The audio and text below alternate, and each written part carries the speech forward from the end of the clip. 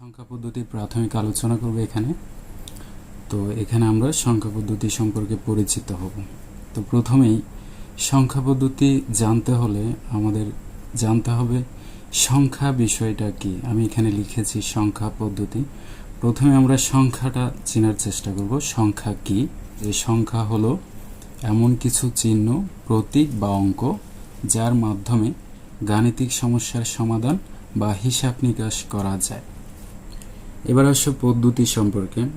পদ্ধতি কি? পদ্ধতি হচ্ছে একটা ওয়ে, নিয়ম, অর্থাৎ যত ধরনের নিয়ম দিয়ে, যত ধরনের উপায়ে তুমি সংখ্যাটাকে বা হিসাবের কাজটা করতে পারবে। অর্থাৎ যত ধরনের সংখ্যার পদ্ধতি রয়েছে বা উপায় রয়েছে, যে সকল পদ্ধতি ব্যবহার করে তুমি হিসাবের কাজটা সম্পূর্ণ করতে পারবে তাকে বলা হচ্ছে সংখ্যা পদ্ধতি। অর্থাৎ সংখ্যার যতগুলো নিয়ম আছে সেগুলো ব্যবহার করে তুমি যে হিসাবের কাজটি করবে সেটাকে বলা হচ্ছে সংখ্যা পদ্ধতি। তাহলে আমরা বুঝে গেলাম যে সংখ্যা কাকে বলে এবং সংখ্যা পদ্ধতি কাকে বলে, এবং ওভারঅল সংখ্যা পদ্ধতি বলতে কি বোঝাচ্ছে।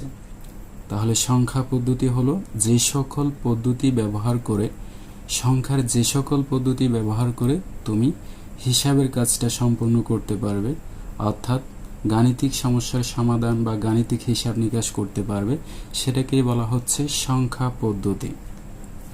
তো সংখ্যা পদ্ধতিকে সাধারণত চারটি ভাবে দেখানো হয়েছে।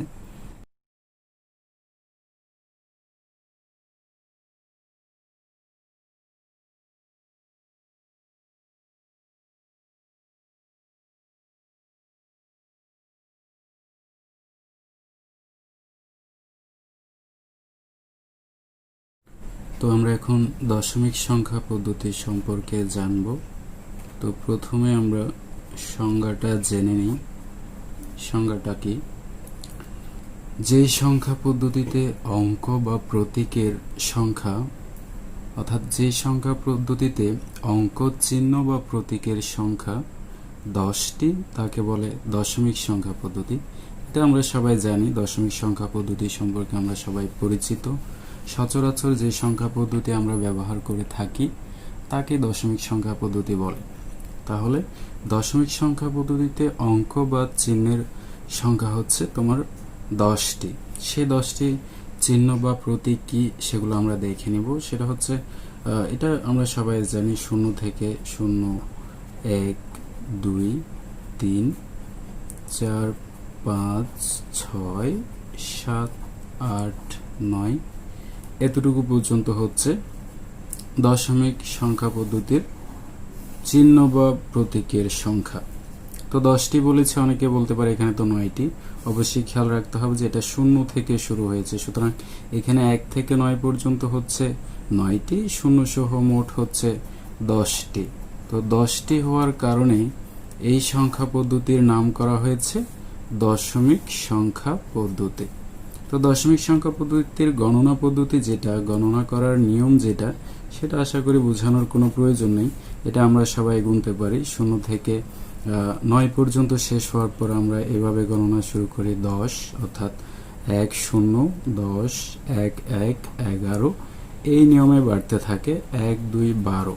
এটা আমি কেন দেখালাম, পরবর্তী যে সংখ্যা পদ্ধতিগুলো আমরা কাউন্ট করব বা গণনা করব সেগুলো এই প্রসেসটা মেনটেন করেই কিন্তু হবে। তাই আমি 2-3টে এখানে দেখাই দিলাম যে কিভাবে তুমি গণনা করবে। অর্থাৎ 9-এ গিয়ে যখন সংখ্যাটা শেষ হচ্ছে, পরের সংখ্যাটা আমরা কিভাবে নিচ্ছি, পরের সংখ্যাটা আমরা এখান থেকে শুরু করছি।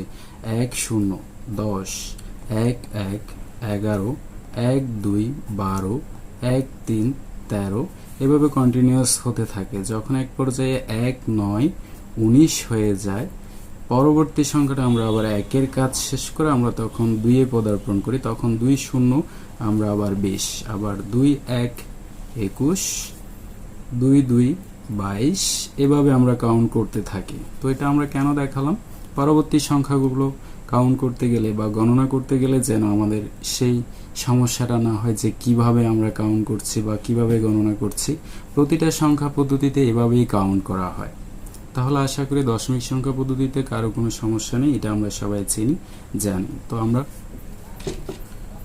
দশমিক সংখ্যা লেখার নিয়ম, অর্থাৎ আইসিটিতে তোমাদের তথ্য যোগাযোগ প্রযুক্তিতে দশমিক সংখ্যা এভাবে যদি আমি লিখি যে 101, এটা দশমিক সংখ্যা, এভাবে লেখা যায় না আসলে।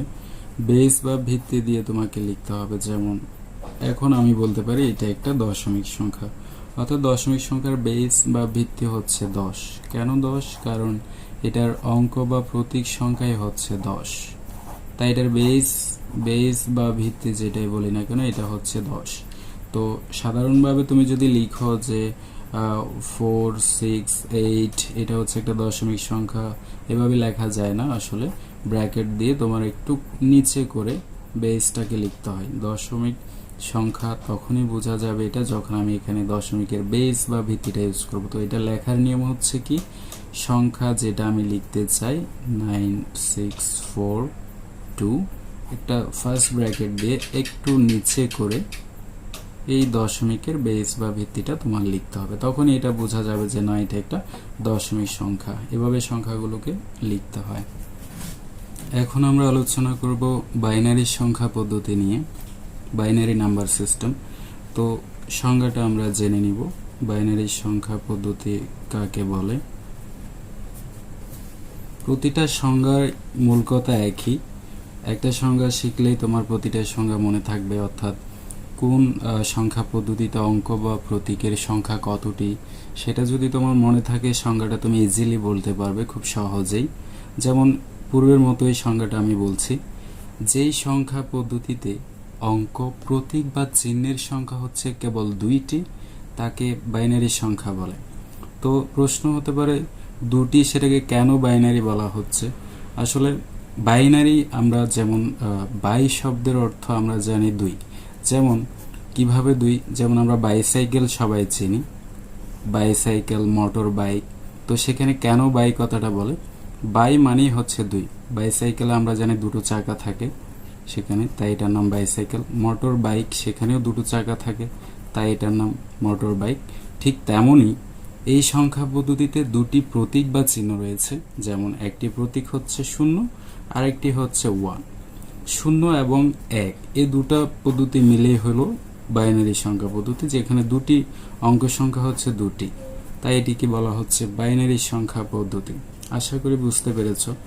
এখন বাইনারি সংখ্যা পদ্ধতি আমি কিভাবে গণনা করব? বাইনারি সংখ্যা পদ্ধতি গণনা করার হিসাবটা একদমই ইজি, একদমই সহজ।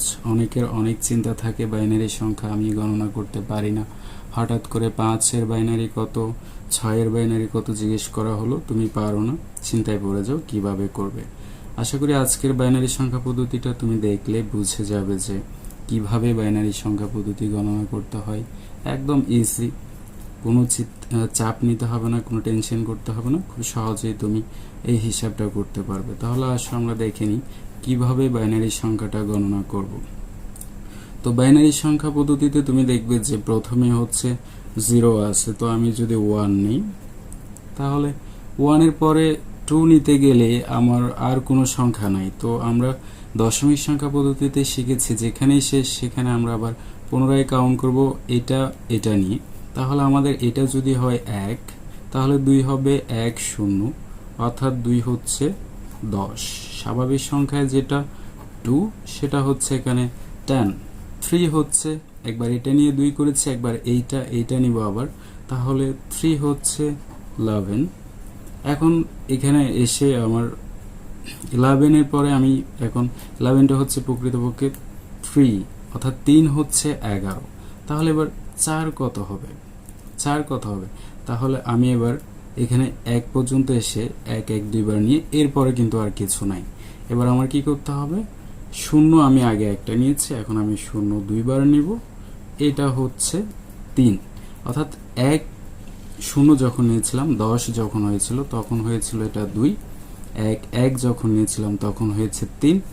আবার আমি যখন 1, 1-এর পরে তো আর কিছু নেই, তখন আমি আবার 1 দিয়ে শুরু করব, 0 নিব 2টা, তখন এটা হলো 4।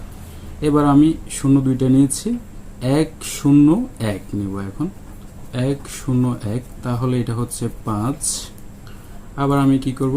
1 1 1 3বার নিব, তাহলে 1 1 1, এটা হচ্ছে 6। এভাবে আমরা কন্টিনিউয়াস গণনা করতে থাকব।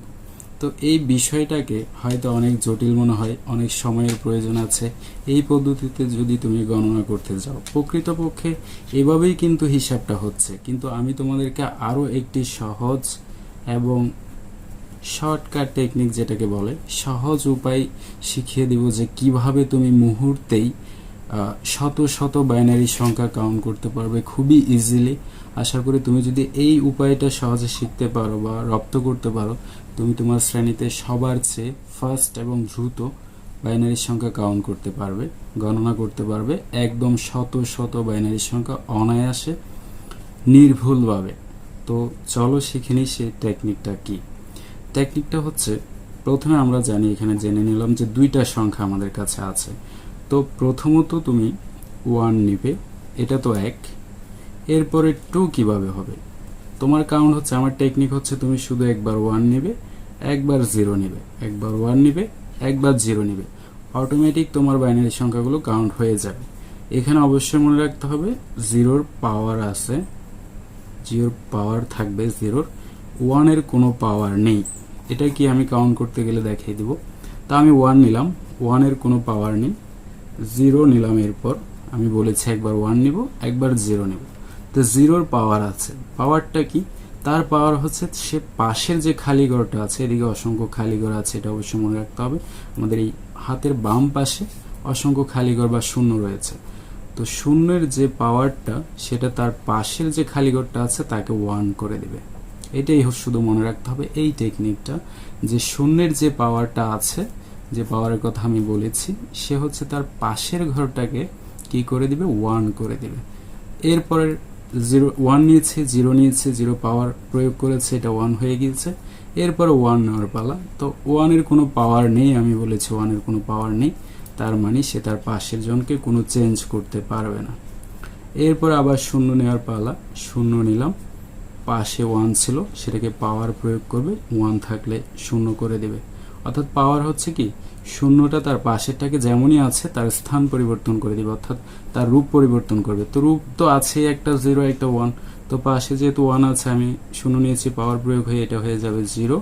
এটা 0 হওয়ার কারণে তার পাশেরটা আবার পাওয়ার প্রয়োগের মাধ্যমে এটা হয়ে যাবে 1।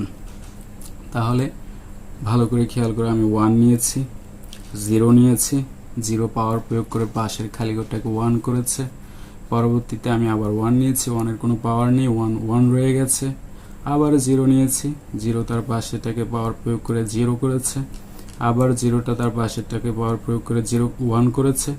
1-ই যখন হয়েছে, 1-এর তো কোনো পাওয়ার নেই, পাশেরটাকে আর চেঞ্জ করতে পারছে না, তার মানে এটা শেষ। এরপরে আমার হচ্ছে 1 নিতে হবে। অবশ্যই মনে রাখতে হবে, আমি একবার 1 নিচ্ছি, একবার 0 নিচ্ছি, 1 নিচ্ছি, 0 নিচ্ছি, 1 নিচ্ছি, এভাবে কন্টিনিউয়াস চলতে থাকবে।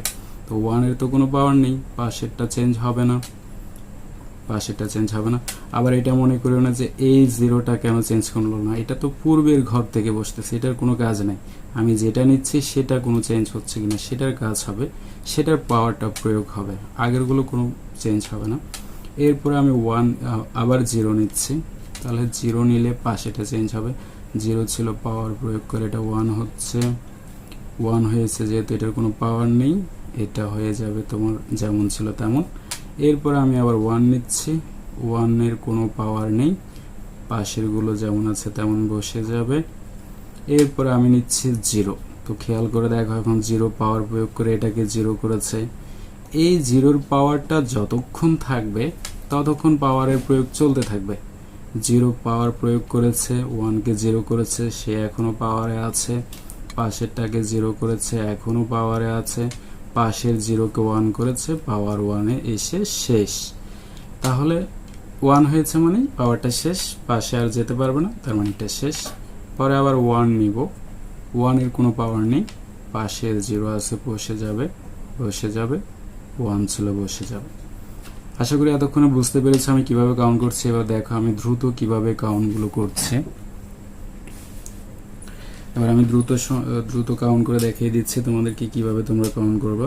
যেমন হচ্ছে আমি এটা 0 নিচ্ছি, এটা 1 হলো, 1-এর কোনো পাওয়ার নেই, যেমন আছে তেমন। এটা আমি 1 নিলাম, 1-এর কোনো পাওয়ার নেই, 0।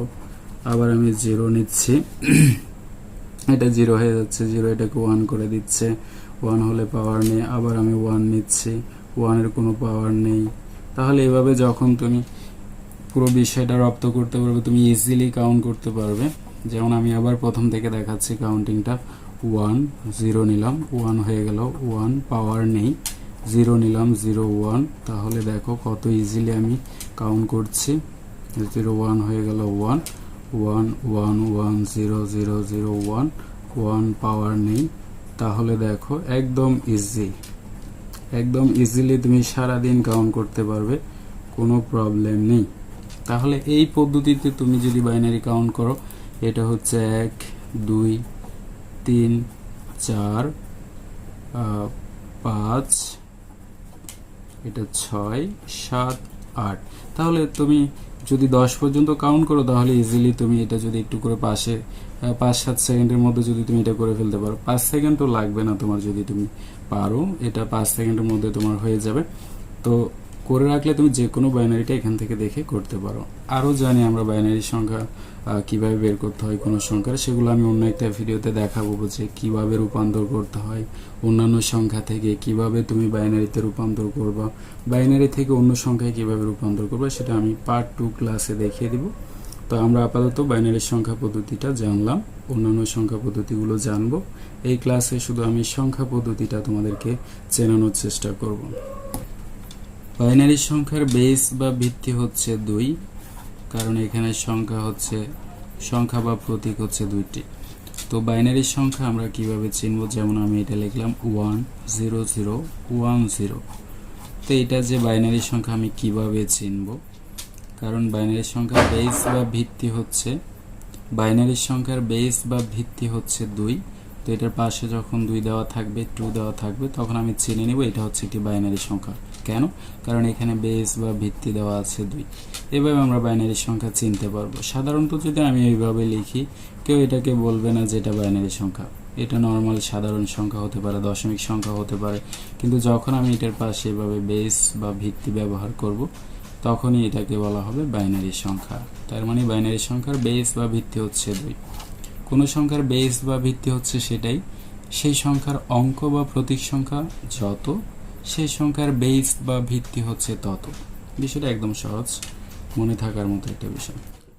এখন আমরা অক্টাল সংখ্যা পদ্ধতি নিয়ে আলোচনা করব। তো সংজ্ঞাটা প্রথমেই বলিনি।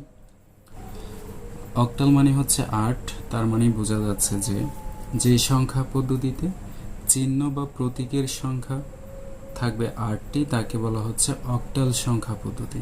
আমি আবারও বলছি, যেই সংখ্যা পদ্ধতিতে চিহ্ন, প্রতীক বা অঙ্কের সংখ্যা হচ্ছে 8টি, তাকে বলা হচ্ছে অক্টাল সংখ্যা পদ্ধতি। তো অক্টাল সংখ্যা পদ্ধতিতে কোন কোন চিহ্ন বা প্রতীকগুলো রয়েছে, সেটা হচ্ছে 0 1 2 3 4 5 6 7 পর্যন্ত এখানে শেষ। এই হচ্ছে অক্টালের চিহ্ন বা প্রতীক। তো এখানে 7 দেখে বলার কোনো সুযোগ নেই, এখানে 7টি, 0 সহ হচ্ছে মোট 8টি। অর্থাৎ এখানে অঙ্কের সংখ্যা হচ্ছে 8টি হওয়ায় এটাকে বলা হচ্ছে অক্টাল সংখ্যা পদ্ধতি। তো অক্টাল সংখ্যা পদ্ধতি কিভাবে গণনা করতে হয়, ওই যে আমি দশমিক সংখ্যা পদ্ধতি গণনার নিয়মটা দেখিয়েছি, একেবারে হুবহু একই নিয়মে আমি অক্টালটা গণনা করব। যেমন আমি 7 পর্যন্ত গণেছি, 8 কত হবে? 8 তো পরের সংখ্যা নেই, তাই আমি এখান থেকে 0 1 আর 0 নেব। অর্থাৎ 8 মানে হচ্ছে এখানে 10, অর্থাৎ 10 সমান হচ্ছে সাধারণ 8, অক্টালের হচ্ছে 10। এরপরে হচ্ছে কত? 11, অর্থাৎ স্বাভাবিক সংখ্যা 9 মানে অক্টালের হচ্ছে 11। এরপর 1 2, অর্থাৎ 12, 10 মানে হচ্ছে 12। 1 3, অর্থাৎ 11 মানে হচ্ছে 13। এরপরে চলতে থাকবে 1 4, 1 5, 1 6, 1 7। এখন 1 7 এসে 1 তো 8 নেওয়া যাচ্ছে না, কারণ হচ্ছে এখানে আর কোনো সংখ্যা নেই, শেষ। এখন 1 এর কাজ শেষ, এখন আমি 2 তে চলে যাব। 2 2 0, তার মানে 11, এটা হচ্ছে 12, এটা হচ্ছে 13, 14, 15, 16। অর্থাৎ স্বাভাবিক সংখ্যা যেখানে হচ্ছে 16, সেখানে অক্টাল হচ্ছে 20। এরপর কত 2 0 নিয়েছি, এরপরে 2 1, এভাবে চলতে থাকবে কন্টিনিউয়াস। এভাবে অক্টাল সংখ্যা পদ্ধতি গণনা করতে হয়, একদম স্বাভাবিক সংখ্যা পদ্ধতি আমরা যেভাবে গণনা করেছি ঠিক সেভাবে। অর্থাৎ এখানে 0 1 2 3 4 5 6 7 8 হচ্ছে এটা, নর্মালি যেটাকে আমরা 10 বলি সেটা অক্টালের হচ্ছে 8, 9 হচ্ছে 11, 10 হচ্ছে 12, 11 হচ্ছে 13, এভাবে চলতে থাকবে। তা আশা করি বুঝতে পেরেছো যে অক্টাল সংখ্যা পদ্ধতি কিভাবে গণনা করা হয়। তো অক্টাল সংখ্যা পদ্ধতির বেস বা ভিত্তি হচ্ছে, যেটাকে বেস বলা হয়, বেস বা ভিত্তি, বেস বা ভিত্তি বলে বাংলায়, ইংলিশে বলা হচ্ছে বেস। বেস বা ভিত্তি হচ্ছে 8। অর্থাৎ কোনো অক্টাল সংখ্যা পদ্ধতি যদি আমরা লিখি সেটাকে আমরা এইভাবে দেখাতে পারি, যেমন আমি লিখলাম 4 6 7। তো এটা যে অক্টাল সংখ্যা আমি কি করেছি, এইখানে আমি বেস বা ভিত্তিটা লিখব 4 6 7। এটা তো নর্মাল সংখ্যাও মনে হতে পারে, নর্মালি আমি যদি এটাকে না দেই তাহলে মনে হতে পারে এটা একটা দশমিক সংখ্যা। যখনই আমি বেস বা ভিত্তিটা ইউজ করব তখনই মনে হবে যে না, এটা হচ্ছে একটা অক্টাল সংখ্যা। কিভাবে বুঝলাম, কারণ এটার বেস বা ভিত্তি হচ্ছে 8। এটা দেখে তোমাকে বুঝতে হবে এটা একটা অক্টাল সংখ্যা। এখন আমরা হেক্সাডেসিমেল সংখ্যা পদ্ধতি নিয়ে আলোচনা করব। তো হেক্সাডেসিমেল সংখ্যা পদ্ধতি কি, প্রথমে আমরা সংজ্ঞাটা জেনে নিব। সংজ্ঞাটা হচ্ছে, যে সংখ্যা পদ্ধতিতে প্রতীক, অঙ্ক বা চিহ্নের সংখ্যা হচ্ছে 16টি তাকে হেক্সাডেসিমেল সংখ্যা পদ্ধতি বলে। আমি আবারও বলছি, যে সংখ্যা পদ্ধতিতে চিহ্ন, অঙ্ক বা প্রতীকের সংখ্যা হচ্ছে 16টি তাকে বলে হেক্সাডেসিমেল সংখ্যা পদ্ধতি। তো 16টি সংখ্যা পদ্ধতি কি কি সেটা আমরা দেখে নিব। এটা একটু ডিফারেন্ট, অন্যান্যগুলোর চেয়ে এটা একটু আলাদা। তো এটা একটু মনোযোগ সহকারে তোমাকে দেখতে হবে যে হেক্সাডেসিমেল সংখ্যা পদ্ধতিতে যে 16টি প্রতীক রয়েছে বা চিহ্ন রয়েছে বা অঙ্ক রয়েছে, যেটাই বলি না কেন, সেগুলো কি।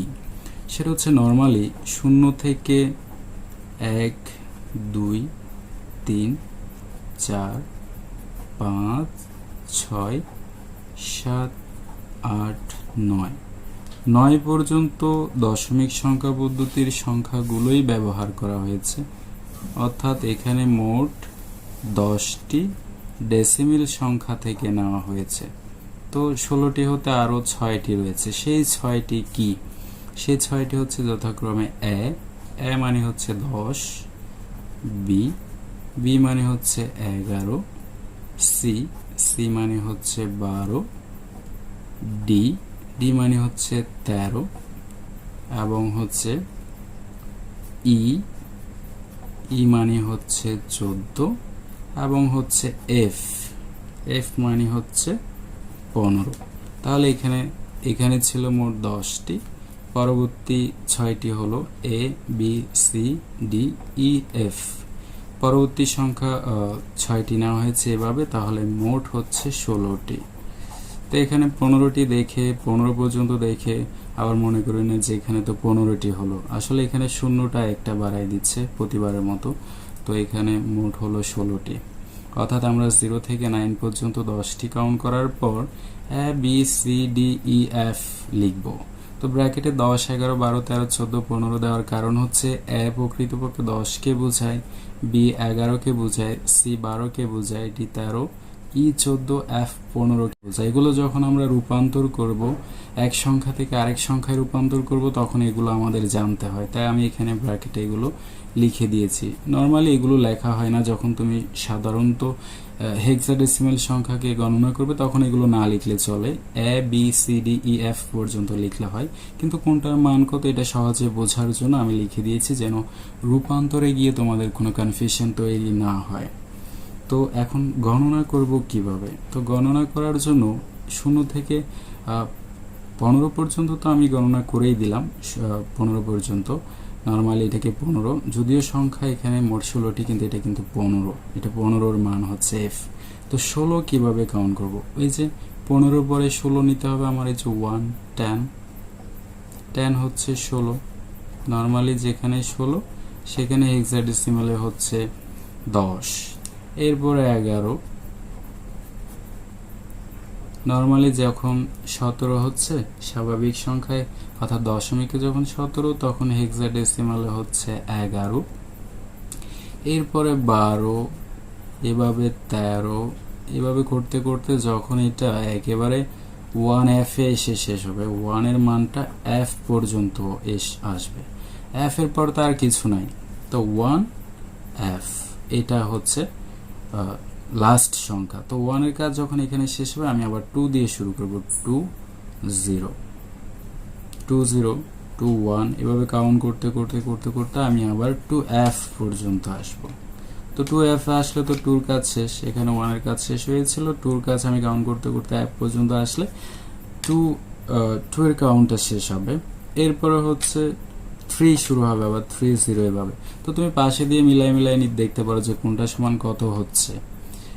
সাধারণত আমরা রূপান্তরে গেলে এগুলো দেখব, তারপরেও আমি গণনার নিয়মটা শিখাচ্ছি যে তুমি আসলে গণনা করবে কিভাবে, হেক্সাডেসিমালটা গণনা করা হয় আসলে কিভাবে, সেই বিষয়টা আমি দেখাচ্ছিলাম এতক্ষণ। আর হেক্সাডেসিমাল সংখ্যা পদ্ধতিটা তোমরা যেভাবে চিনবে বরাবর মতে, যেমন আমি লিখলাম BA10, তো এটা আমি যদি বলি এটা হেক্সাডেসিমাল, কেউ বিলিভ করবে না, বিশ্বাস করতে চাইবে না। যখনই আমি এটার বেসটা, যতক্ষণ আমি এখানে বেসটা লিখছি ততক্ষণ এটা হেক্সাডেসিমাল সংখ্যা পদ্ধতি হচ্ছে না। ঠিক তেমনই আমি যদি আরো একটি সংখ্যা লিখি BF, তো ব্র্যাকেট দিয়ে আমার বেসটা লিখতে হবে। আমি বলেছি বেস বা ভিত্তি হচ্ছে কোন সংখ্যার অঙ্ক বা প্রতীক সংখ্যা। তো হেক্সাডেসিমালের অঙ্ক সংখ্যা হচ্ছে 16টি, তাই বেস বা ভিত্তি হচ্ছে 16টি। সো এই হচ্ছে হেক্সাডেসিমাল সংখ্যা পদ্ধতি। তো এই ছিল আজকের সংখ্যা পদ্ধতি, দশমিক সংখ্যা পদ্ধতি, বাইনারি সংখ্যা পদ্ধতি, অক্টাল সংখ্যা পদ্ধতি এবং হেক্সাডেসিমাল সংখ্যা পদ্ধতি। আশা করি তোমরা বুঝতে পেরেছো যে সংখ্যা পদ্ধতি বিষয়টা কি, কেন এগুলোকে বাইনারি বলা হচ্ছে, কেন অক্টাল, কেন হেক্সাডেসিমাল বলা হচ্ছে, এবং এদের প্রতীক সংখ্যা কতটি এবং এগুলো কিভাবে গণনা করা হচ্ছে সে বিষয়ে তোমাদেরকে একটা পরিষ্কার ধারণা দেওয়ার চেষ্টা করেছি। তারপরেও যদি তোমাদের কোনো প্রকার সমস্যা থেকে থাকে, কোনো রকমের প্রশ্ন থেকে থাকে, তোমরা অবশ্যই কমেন্ট বক্সে জানাবে, আমাকে সরাসরি প্রশ্ন করতে পারো, সেখানে আমি উত্তর দেওয়ার চেষ্টা করব।